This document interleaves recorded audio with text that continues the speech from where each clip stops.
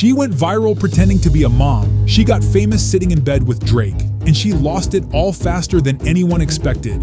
This is the story of Bobbi Althoff, the internet's most controversial industry plant. I think I mentally decided that she made like at least $300 a year on her podcast alone, and I was like, that's what I need to do next. Before the podcast, Bobbi was just a TikTok creator with a very specific tone. She first caught attention by mocking the world of momfluencers, those hyper-polished lifestyle vloggers who turn parenting into a performance. Bobbi's videos were dry, deadpan, and weirdly emotionless, and that was the whole point. It was satire dressed up as sincerity, and her audience ate it up. In one of her earliest viral clips, she spoke casually about naming her daughter Richard. Yes, I did name my daughter Richard. I just always really loved the name Richard, and I wanted a boy, but I had a girl, and I decided to name her Richard anyways. It clicked with people, especially those tired of overly curated, real mom content. And it worked. Bobbi's following exploded. She was pulling in real money from brand deals. And how much money were you making? I was making around like $250 to $300 a year. 1,000? Yeah. From brand deals on TikTok. Wow. But this is where the story takes its first weird turn. Being the funny mom was never the end goal. She had bigger plans, and she was already eyeing her next move. In June 2023, Bobbi quietly launched a podcast called The Really Good Podcast in her signature dry, sarcastic style. But right from the first episode, something felt off. Most new podcasters start slow, interviewing internet friends, micro-influencers, maybe a B-list guest if they're lucky. Bobbi, on the other hand, skipped all that. Somehow, she was already sitting down with A-list celebrities, guests most podcasters chase for years. Within days of launching, she was signed by WME, one of the most powerful talent agencies in the industry. And soon, she was booking guest after guest, including Jimmy Kimmel, Shaquille O'Neal, Scarlett Johansson, all far beyond what anyone expected for a new podcaster. It didn't take long before people started asking questions. Bobbi went from zero podcasting experience to having Mark Cuban's feet in her face in a matter of weeks. I'll have to go there. Have you heard of it? I'm Have you driven lactose by intolerant. But so am I. That's my one time that's the one time I have milkshakes is on my birthday at Ruby's, for real. She was cracking jokes with A-list celebrities like she'd been doing this for years. And when people started asking how any of this was even possible, Bobbi's answers only made things more confusing. She'd deflect with humor, but never actually deny it. The industry plant gag. I know. You're not an industry plant, right? I am. Well, you do feel kind of planty. We do have the same manager, so it's just. I know, isn't that crazy? It feels a bit planty. This is definitely planty. You got here in 5 minutes. It took me 20 years. Hey, it has been a minute. What I think industry plant is, it's like somebody that has been that is tied to someone else in the industry and uses those connections to capitalize, and they have zero talent. And she even said on camera that she didn't really have any particular talent. I'm not an anythinger. I don't have any talents. The industry plant label stuck, not because it was confirmed, but because she didn't bother shaking it off.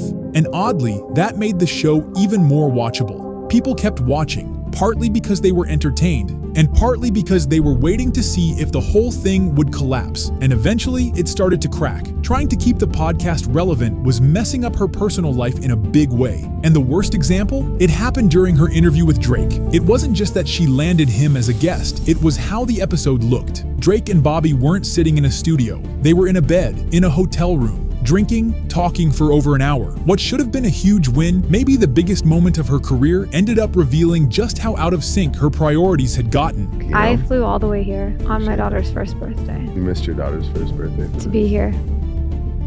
Dark. Regret that you'll never be able to undo. Yeah. Horrible parenting. When Drake's the one calling you out for being a bad parent, that's not great. But for Bobbi, content just seemed to matter more than anything else, including her own family. And the thing is, this wasn't some one-time mistake. It kept happening. Even while she was still married, Bobbi would ask male guests weirdly flirty questions, stuff about dating, attraction, things that felt out of place, especially for someone with a husband and 2 kids at home.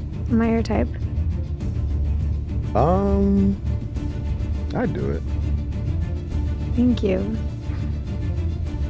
This became her signature move, completely disrespecting her husband and marriage on a platform watched by millions. Her husband, Corey, wasn't in the picture anymore, literally. no mentions, and slowly, fans started picking up on the usual signs. They unfollowed each other. She wiped most of the photos with him off her page. And then, about a month after the Drake episode, Corey filed for divorce. A lot of people blamed Drake, or at least thought it had something to do with it. But the moment that truly exposed Bobbi's lack of substance came during her interview with Offset. He was being himself, confident, not trying too hard, and Bobbi just didn't know how to handle it. Bobbi tried to take control of the conversation, but Offset wasn't having it.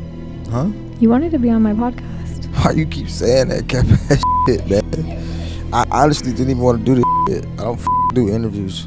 You heard, you already told me you looked me up. I'm walking out on bullshit. I'm with you because they're making me. He hit her with one response, and she had nothing. You need a little bit of seasoning.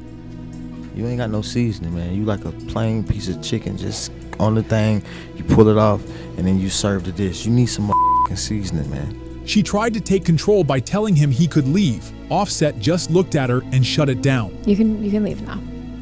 This is my hotel. I pay for this. You can leave now.